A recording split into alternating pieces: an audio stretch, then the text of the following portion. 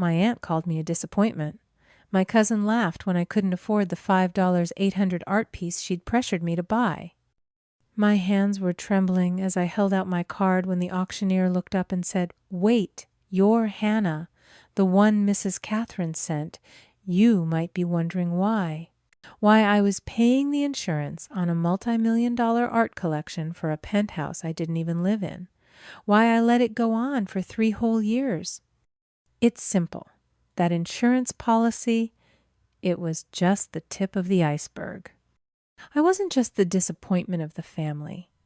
I was their secret unpaid curator.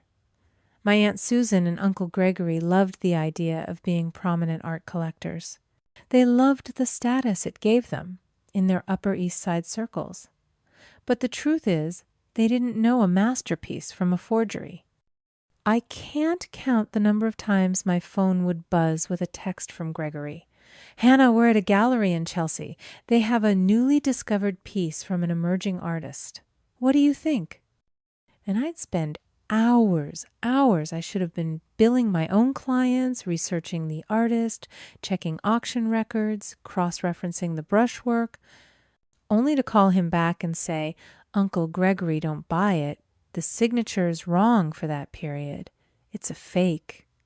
I saved them tens of thousands, maybe hundreds of thousands from public embarrassment and financial ruin. And what did I get in return? Not a thank you, not a commission.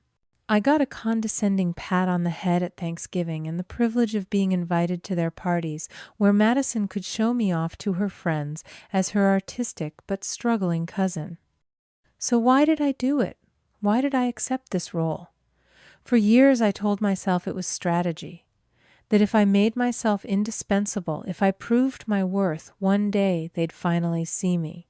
One day they'd finally accept me. But the truth is darker than that. It's what psychologists call learned helplessness. When you spend 20 years living in a prison that has no bars, you eventually stop testing the locks. My family dynamic wasn't just a relationship, it was a system. And in that system, my role was to absorb the disappointment to be the problem so that everyone else could feel functional and perfect. My compliance wasn't weakness. It was a survival mechanism I'd perfected over 2 decades. It was the invisible chain of a survivor. And their cruelty, it wasn't random. It was necessary for them. It was a trap, really. The trap of normalized cruelty. To maintain their perfect world, they needed a golden child, my cousin Madison, the brilliant, shining success. But to have a golden child, you must have a scapegoat. You need someone to blame for the cracks in the foundation. You need a black sheep to make the white ones look brighter. That was my job. I was the family's pressure valve.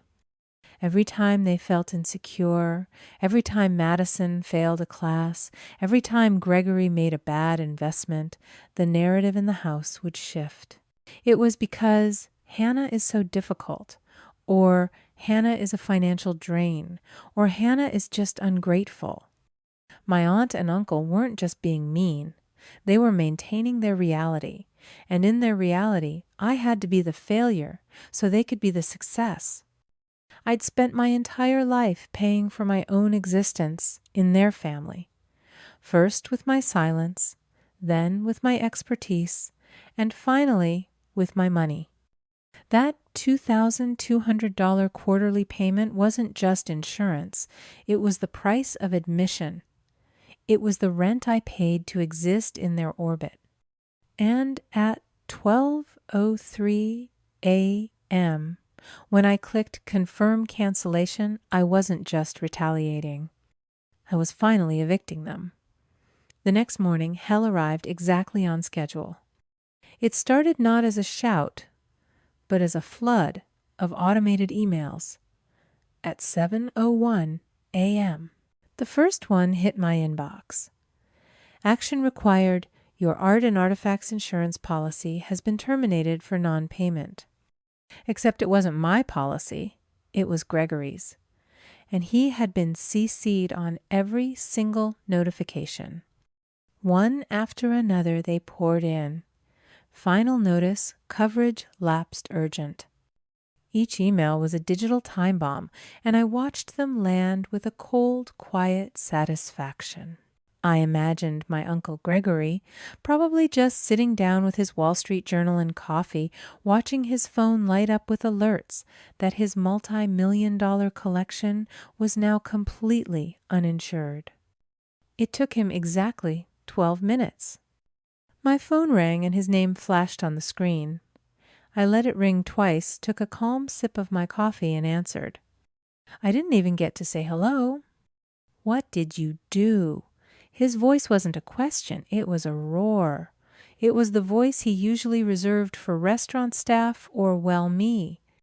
Good morning, Uncle Gregory. Don't you good morning me. The insurance, they're saying the policy is canceled. You've put this entire family's legacy at risk. You fix this. You fix this right now. I let the silence sit for a beat. I pictured him in his penthouse, pacing on the expensive rug, his face probably turning a blotchy red. No, I said. The silence on his end was immediate. It was the sound of a man who had never been told no by me in his entire life. What? What did you say? I said no. As your wife so clearly explained last night, I am no longer part of the family. Therefore, your family's legacy is no longer my responsibility. It sounds like you have a financial problem, and I am no longer your financial solution. You selfish little... I hung up. My hands weren't even shaking. The anger I felt wasn't hot. It was sharp. It was the clarity of a surgeon realizing exactly where the cut needs to be made. The next attack came an hour later, this time from Madison. Of course it was on social media. She posted a picture of herself at some black tie gala, captioned, "So grateful for my real family.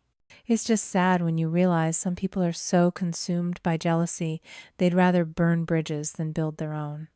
Grateful family first." My Aunt Susan commented below it almost instantly. So true, darling. It's a tragedy when people forget who raised them and choose bitterness over gratitude. We did our best. I read the words, and I finally understood. This wasn't just about the money. This was about my reputation. They weren't just angry.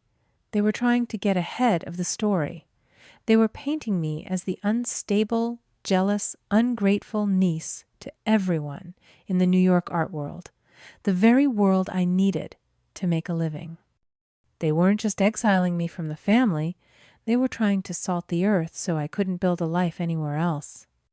They thought I was isolated. They thought I was alone. They thought I had no one to turn to. They were wrong. I picked up my phone. I ignored the 14 new texts from Gregory and Susan. I scrolled past Madison's smug face on Instagram. I opened my contacts and pressed a number I hadn't called in almost 3 years. A number in Paris. Hello. The voice on the other end was sharp old and carried an authority that even an ocean couldn't dilute. Aunt Catherine, I said, my voice steady. It's Hannah. I'm sorry to bother you, but they're doing it again. Only this time I fought back, and I have the receipts. There was a long pause. I've been waiting for this call for 20 years, she said. Send me everything. I'll be on the next flight. Aunt Catherine didn't arrive at my tiny apartment like a long-lost relative. She arrived like a general entering a war room. She was in her 70s, but moved with a purpose that defied age. She wore a perfectly tailored black suit, her silver hair pulled into a severe bun, and she didn't waste a second on pleasantries. She didn't hug me. She just walked in, placed her briefcase on my small kitchen table, and said, "Show me." I laid it all out. The 115 1 p.m. phone call. The 115 8 p.m. Venmo request from Madison. The screenshots of Susan's Instagram post, the one calling me bitter and ungrateful. Catherine studied each piece of evidence, her expression unreadable. She tapped the screenshot of the $5,800 Venmo request with a long manicured finger. This, she said, her voice dry as a tantrum. It's the desperate flailing of a spoiled child who's been challenged. It's pathetic, but it's not the crime. I looked at her confused. What are you talking about? This $5,000 insult is just noise, Hannah, she said, snapping the briefcase open. What Gregory did to your parents, that was the crime. She pulled out a single thin file. You were told your parents left you a small trust fund. Yes, a few $1,000s that your aunt and uncle generously used for your upbringing. Yes, I said. They told me it ran out before I finished high school. Catherine's laugh was a sharp, humorless sound. Of course they did. They were artists, Hannah. Artists don't often leave cash. They left you what they had. They left you their work. My breath caught. The trust, Catherine continued, wasn't money. It was their entire collection. 24 paintings. Your father's early abstracts. Your mother's charcoal studies. Gregory was the executor of the will. But he told me they were worthless. He said they were just canvases from art school, he said. My voice trailed off as the memory surfaced. He said they were lost. In a warehouse fire years ago. He told me everything was destroyed. The fire was real, Catherine said, her eyes locking onto mine. But it happened on a Friday, which is inconvenient considering Gregory had already sold the masterpiece of the collection on the Tuesday before. I just stared at her, the room, suddenly feeling cold. He sold your father's largest work, Andromeda, to a private collector in Zurich, a friend of mine who was very meticulous about his records. The sale price, even 20 years ago, was $1.5 million. She let the number hang in the air.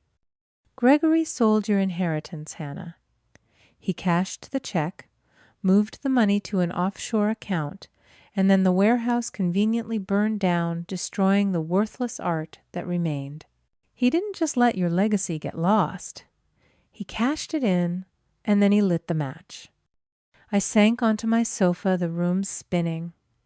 All those years I thought I was just the unloved niece, the outsider. I thought I was just paying rent for my existence. But this was something else. This wasn't neglect. This was grand larceny. This was a calculated criminal act to steal my past and my future. I've waited 2 decades for this, Catherine said, closing her briefcase. I knew what he did, but I could never prove it. Gregory is cautious. But Susan and Madison, they're arrogant. They got comfortable, threatening you over $5,000 in writing. She smiled a thin, cold expression that was genuinely terrifying. That was the mistake that's going to cost them everything. Catherine didn't just summon them, she convened them. The meeting was set for 10 a.m., the next day at the penthouse. When I walked in with Catherine, my aunt, uncle, and cousin were already there, sitting on their expensive sofa like a royal tribunal. They looked smug. They clearly thought Catherine had flown in to mediate, to scold me for my behavior and smooth things over. Madison was examining her nails, Susan was sipping tea, and Gregory had an indulgent, let's get this over with look on his face. Catherine, it's so good to see you, Susan began, her voice dripping with fake affection. I'm so glad you're here. Hannah has been going through, well, a very difficult phase. Catherine didn't sit. She walked to the marble coffee table and placed her leather briefcase on it. The sound of the latches clicking open was like a gunshot in the quiet room. We can dispense with the pleasantries, Susan Catherine said, her voice cutting through the pretense. I'm not here for tea. She pulled out 3 items and laid them on the table one by one. First, she said, sliding a document toward Gregory, "This is a copy of the bill of sale for Andromeda, your father-in-law's painting. Sold on October 10th, 2001. Price $1.5 million. Gregory's face went white. Susan's teacup rattled in its saucer. Second, Catherine continued sliding over another paper. This is the routing number for an offshore account in the Cayman Islands, opened on October 12th, 2001, with a single deposit of $1.5 million. The account is in your name, Gregory." Madison had finally stopped looking at her nails. "And third," Catherine said, placing a thick, notarized document on top. "This is a sworn affidavit from the buyer. My very good friend in Zurich testifying that you, Gregory, approached him with the painting claiming you had the full legal right to sell it. Before the warehouse fire that conveniently destroyed the rest of the worthless collection." Susan let out a small, strangled sound. Gregory looked like he couldn't breathe. "You have two options," Catherine said, her voice utterly devoid of emotion. "Option one, I pick up my phone and call the district attorney's office. Given the wire fraud, the mail fraud, and the theft, I suspect you'll be in a holding cell by dinner. Your reputation, your standing in this city, your freedom, all gone." She paused, letting the reality sink in. Or, option two, she slid a final thick document across the table. "You sign this. It's a full confession and a legally binding agreement. It transfers the deed to this penthouse, the ownership of your entire remaining art collection, and the contents of that Cayman account directly to Hannah as immediate restitution for the inheritance you stole from her." Susan finally broke. She turned to me, her face crumbling into a mask of desperate tears. "Hannah! Hannah, please!" she sobbed. "You can't do this! We're family!" "He's your uncle. I'm your aunt. I raised you." I looked at her, at the woman who had called me selfish, who had posted about my bitterness, who had watched me be humiliated at that auction. I thought about the 20 years I'd spent as their scapegoat, the years they'd lived in luxury on my parents' stolen legacy. I felt nothing, no pity, no anger, just the end. I met Catherine's gaze across the room, and I nodded, just once. "Make the call, Catherine." "No, wait!" Gregory screamed, lurching forward so fast he knocked over Susan's teacup. "Don't call! Don't call!" His hands were shaking violently as he snatched the document. He fumbled for a pen, his arrogance completely gone, replaced by the raw animal panic of a man watching his entire world incinerate. "I'll sign," he whispered, his voice cracking. "I'll sign. Just don't make that call." The fallout was swift and silent. Gregory, Susan, and Madison didn't just lose their money, they lost their name. In the tiny insulated world of the New York art scene, reputation is everything. And theirs was annihilated overnight. The penthouse was sold. The remaining art collection, the one they had built, was liquidated to pay off the debts they'd hidden. They vanished from the society pages, from the gallery openings, from the benefit galas. They simply ceased to exist. They moved from the Upper East Side to a small, nondescript rental apartment in a neighborhood they used to fly over. I took the money from the Zurich account, all $1.5 million of it, plus interest. I took the proceeds from the penthouse sale. But holding it didn't feel like a victory. It felt heavy. It felt like the end of something, but not the beginning. This is where my story could have ended with me finally wealthy, finally winning. But that's not what this was about. That was their definition of winning. There are two kinds of justice in this world. There's the justice of retribution, which is focused on the past, on balancing the scales, on making sure the guilty pay, and that's important. I won't deny the cold satisfaction I felt watching them sign those papers. But there's a better kind of justice, a more powerful kind. It's the justice of the one who plants the seed. It's focused on the future. It's not about balancing the scales. It's about building a whole new world where the scales are no longer needed. 6 months later, I stood in a bright, airy gallery space in Chelsea. I'd used every dollar of that stolen money to buy it. I called it the Forgotten Legacy Gallery. Its mission was simple to find and fund talented emerging artists, the ones who get overlooked, the ones who are told their work is worthless or doesn't fit the market, the ones who, like my parents, just needed someone to see them. The final scene of my old life, and the first of my new one, was me hanging the last painting. It was a small charcoal study my mother had done, one of the few pieces I'd managed to save all those years. I placed it on the main wall, right by the entrance. My aunt and uncle, they tried to erase my legacy.